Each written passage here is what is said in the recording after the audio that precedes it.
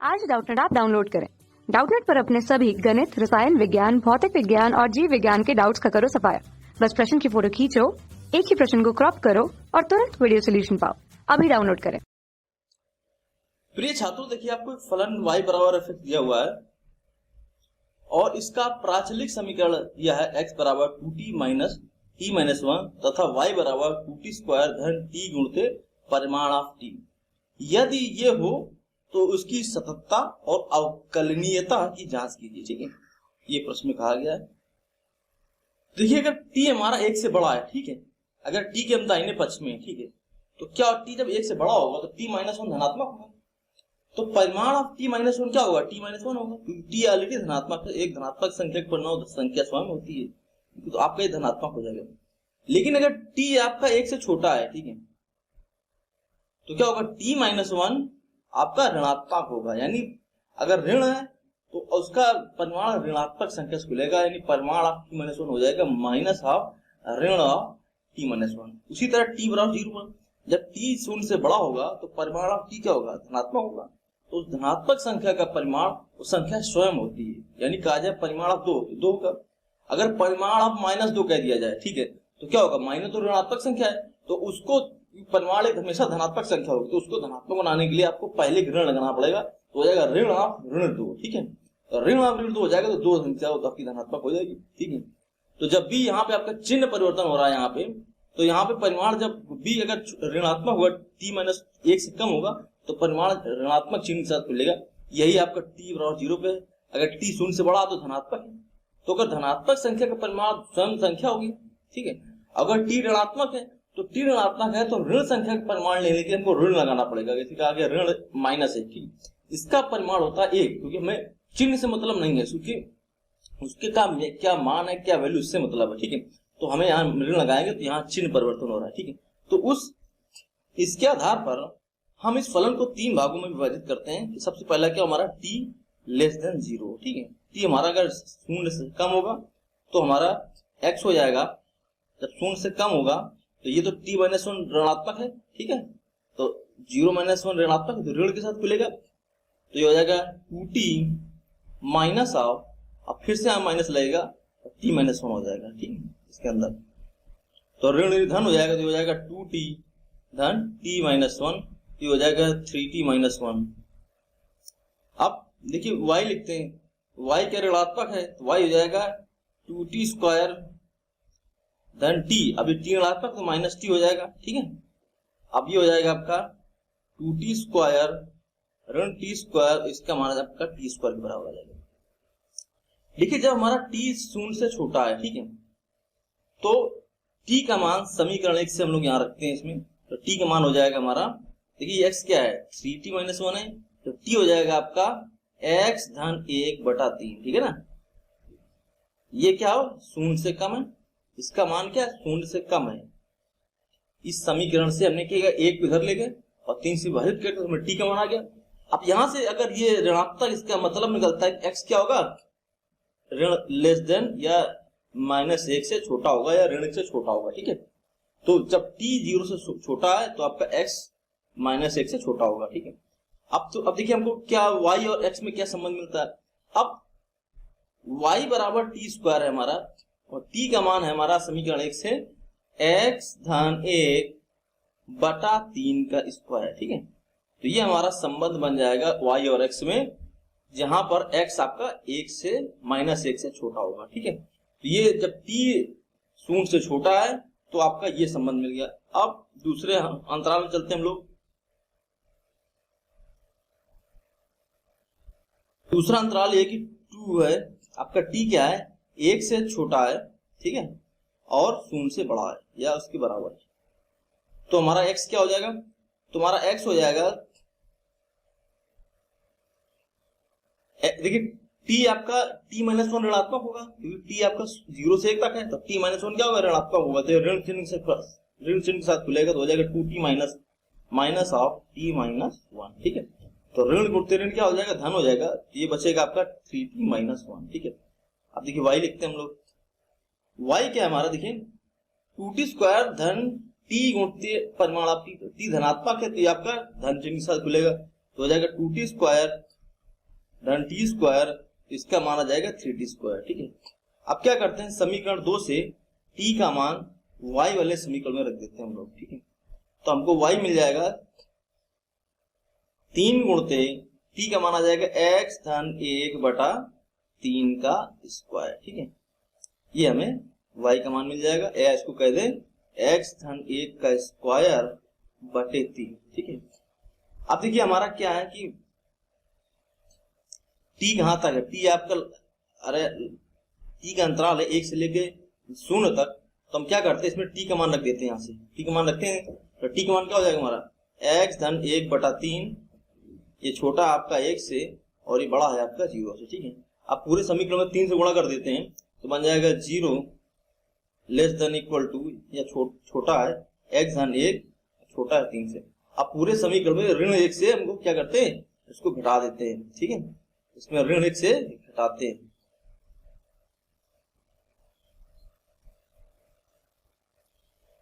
अगर इसमें ऋण 1 से घटाएंगे तो हमको मिलेगा -1, और ये आपका छोटा होगा x, और ये लेस देन होगा आपका 2 से। ठीक है, तो यानी हमको ये जो संबंध मिला है, ठीक है, ये कहां से कहां तक है, जब x आपका 2 से छोटा है और -1 से बड़ा है, तो ये दूसरा अंतराल में संबंध मिल गया y(x) में।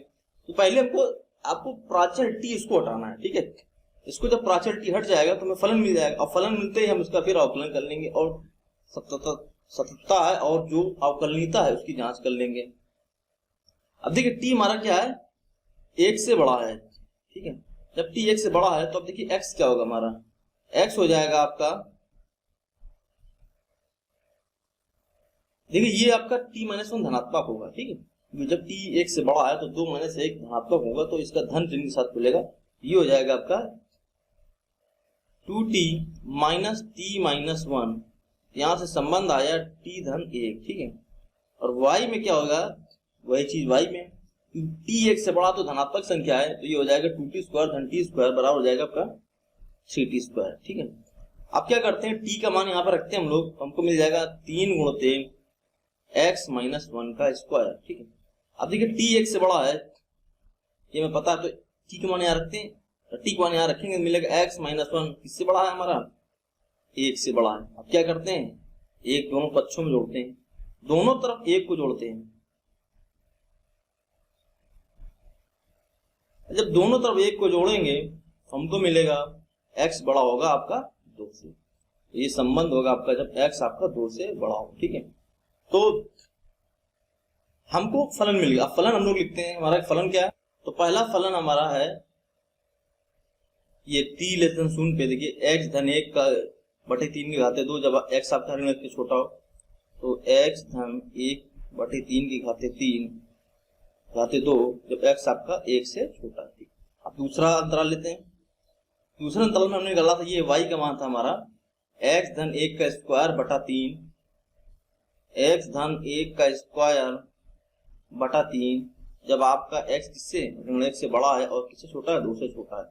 और तीसरा संबंध हमने निकाला था 3 गुणते x - 1 का स्क्वायर, जब आपका x इससे 2 से बड़ा हो। ठीक है, तो ये हमारा फलन आ गया। ठीक है, अब फलन की हम लोग सततता जांच करते हैं, तो किस बिंदु पर करते हैं, हमारे दो बिंदु हैं x बराबर -1 और x इक्वल टू 2, तो सबसे पहले लेते हैं x बराबर -2। ठीक है, तो यही हमारे दो बिंदु हैं, यहाँ पे फलन क्या हो रहा है, परिवर्तित हो रहा है। बाकी देखिए सारे बहुपद हैं, जितने बहुपद होते हैं वो सतत होते हैं और अवकलनीय होते हैं, तो हमें सिर्फ चेक करना है आपको इनके -1 और 2 का। ठीक है, तो हम लेते हैं सबसे पहले x का मान लेते हैं -1 का। ठीक है, तो हम लोग सबसे पहले निकालते हैं -1 माइनस h, समझ गए, यहाँ क्या है h आपका 0 की तरफ जा रहा है, तो इसका मान निकालते हैं हम लोग। तो देखिए ये क्या होगा, ये मान आपका जब h ऋणात्मक है तो ये संख्या -1 से छोटी हुई, इस फलन से हमको ज्ञात होगा। ठीक है, यहाँ पे रखते हैं x का मान, तो रखते हैं -1 धन 1 बटा 3 का स्क्वायर होल स्क्वायर, और लिमिट इसमें जाएगी h जा रहा 0 की तरफ। देखिए -1 से x कैंसिल हो जाएगा और ये आएगा हमारा लिमिट h टेंड्स टू 0, ये हो जाएगा h स्क्वायर बटा 3 का स्क्वायर, ये क्या हो जाएगा, ये 0 हो जाएगा। तो इसकी जो बाएं पक्ष की लिमिट आई 0 आ गई। अब उसी तरह हम लेते हैं लोग f माइनस h धन h। ठीक है, यहाँ पे लिमिट है आपकी h जा रहा शून्य तक, तो ये आपकी दाएं पक्ष की लिमिट होगी। तो अब देखिए कौन सा फलन, आपको इस फलन से मान ज्ञात होगा इसका, ठीक है। यहाँ लिखते हैं लिमिट h टेंड्स टू 0। देखिए हमने क्या किया, यहाँ पे रखा मान हमने x का, x हो जाएगा हमारा -1 धन h धन 1 बटा की घाते 2 बटा 3, ठीक है। आपका एक से कैंसिल हो जाएगा, तो आ जाएगा limit h tends to 0 h square बटा 3, ठीक है। तो ये भी आपका शून्य आ जाएगा। इसका मतलब हो गया कि आपका बायां पक्ष तो दायां पक्ष बराबर है, यानी x इक्वल टू -1 पर फलन सतत है, ठीक है। इस बिंदु पर फलन सतत है। अब हम लोग चलते हैं दूसरे बिंदु पर, बिंदु लेते हैं b पर, ठीक है। बिंदु b कौन है हमारा? बिंदु b देखिए x बराबर 2 है, ठीक है। क्योंकि x बराबर जब 2 हो रहा है तो उसके पहले फलन ये है और उसके 2 के बाद फलन ये हो रहा है, यानी हमें इसमें हमें संदेह है कि फलन सतत है कि नहीं है। उसकी बात सतत है क्योंकि ये बहुपद है और जितने भी बहुपद होते हैं सतत होते हैं, तो वहां हमें चेक करने की आवश्यकता नहीं है, ठीक है। तो हमें बिंदु पर चेक करना है, फिर तो इसमें भी लगाते हैं x बराबर 2 पर। तो हम लोग सबसे लिखते हैं limit h tends to 0 f of 2 - h, ठीक है। तो देखिए ये 2 - h कहां से मिलेगा हमको, ये है फलन। देखिए 2 - h मतलब इस अंतराल 2 से छोटा, तो ये यहां से ज्ञात होगा हमारा मान, तो वो हो जाएगा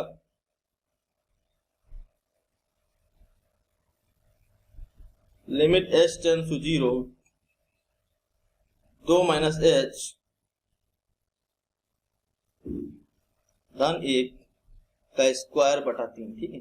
ये फलन, अब हमने क्या किया, इसमें h को 0 रख दिया, तो यह आ जाएगा हमारा 3 का स्क्वायर बटा 3, यानी 3 आ गया, ठीक है। दाएं पक्ष होगा तो लिखेंगे limit h tends to 0 f of 2 + h।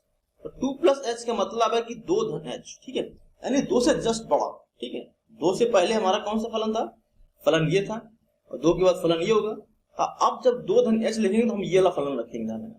तो पहले हमने फलन ये रखा, अब ये फलन रखेंगे, ठीक है। तो हमको फलन मिल जाएगा यहाँ से लिमिट h टेंड्स टू 0 3 गुणते 2 धन h -1 का स्क्वायर, तो ये हो जाएगा 3।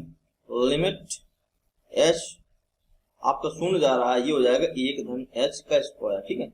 जब ये h शून्य पड़ेगा तो ये आ जाएगा 3 आ जाएगा। इसका मतलब है कि आपका बायां पक्ष दायां पक्ष बराबर है, यानी फलन हम कह सकते हैं फलन x बराबर 2 पर सतत है, क्योंकि इसके बाएं पक्ष की लिमिट और दाएं पक्ष की लिमिट बराबर है, तो फलन सतत है। अब इसके अवकलनीयता पर जांच करते हैं हम लोग।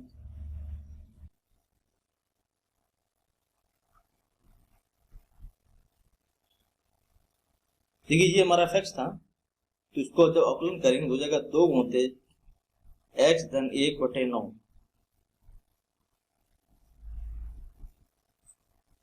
और दूसरे अंतराल में हो जाएगा x धन 1 बटा 3, तीसरे अंतराल में आ जाएगा 6 गुणते x -1।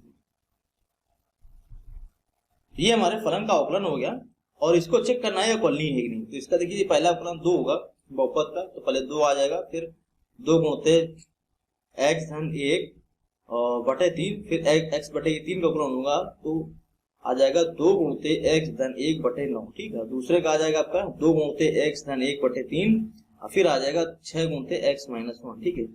जब आपका x -1 से छोटा है तो -1 से लेकर 2 तक है, और 2 से आपका यहाँ पे 2 से बड़ा है, ठीक है। देखिए हम लोग चेक करते हैं फलन, देखते हैं f डैश ऑफ -1 -h, ठीक है। जब -1 से लेंगे तो ये आपका फलन होगा, ये होगा 2 गुणते -1 -h धन 1 बटे 9, ठीक है। और जब इसमें लिमिट का आप h को शून्य डालेंगे तो क्या मिलेगा, ये 1 से कैंसिल हो जाएगा, तो आपको मिलेगा -2h बटे 9, और h अगर शून्य जाएगा तो इसका मान शून्य आ जाएगा, ठीक है। ये हो गया आपका बाएं पक्ष की लिमिट, ठीक है। अब निकालते हैं f डैश -1 धन h, ठीक है। तो इसको रखते हैं लिमिट h आपका 0 जा रहा है, तो हो जाएगा आपका 2 आपका इस वाले फलन से आएगा 2 माइनस 1 धन h धन 1 बटा 3, ठीक है। तो इसका मान भी लिमिट डालेंगे तो शून्य आएगा, ठीक है। तो इसका पता लगता है -1 पर x बराबर -1 पर फलन अवकलनीय है, क्योंकि दोनों पक्षों की सीमा क्या है, बराबर है, ठीक है।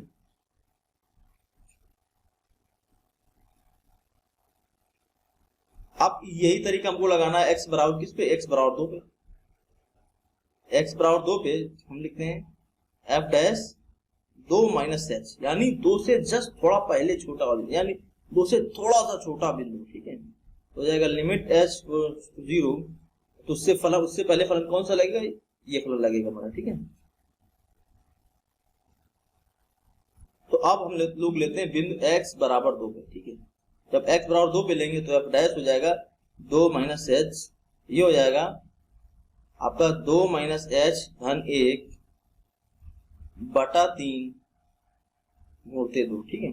और जब आप h का लिमिट h का मान 0 पड़ेगा तो हमको यहां से क्या मिलेगा, इसका मान मिलेगा हमको 2 के बराबर, ठीक है। ये आपका बाएं पक्ष की अवकलनीयता आ गई। और निकालते हम लोग आपका लिमिट h जा रहा 0 की तरफ, f डैश 2 धन h, तो ये किस फलन से आएगा, ये हमारा इस फलन से आएगा 6 गुणित x माइनस 1, तो हो जाएगा 6 गुणित 2 धन h माइनस 1, तो इसको अगर h को 0 डालेंगे तो मिल जाएगा 6, ठीक है। ये आ जाएगा हमारा दाएं पक्ष की सीमा, यानी दो बाएं पक्ष की सीमा और दाएं पक्ष की सीमा बराबर नहीं है, ठीक है। दाएं पक्ष की अवकलन का मान बाएं पक्ष के अवकलन के मान की बराबर नहीं है। इसका मतलब कह सकते हैं x बराबर 2 पर फलन अवकलनीय नहीं।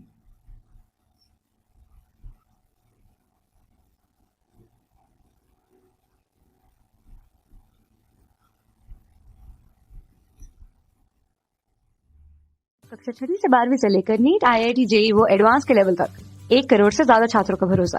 आज ही डाउनलोड करें डाउटनेट ऐप या व्हाट्सएप करें अपने सारे डाउट्स 8400 400 400 पर।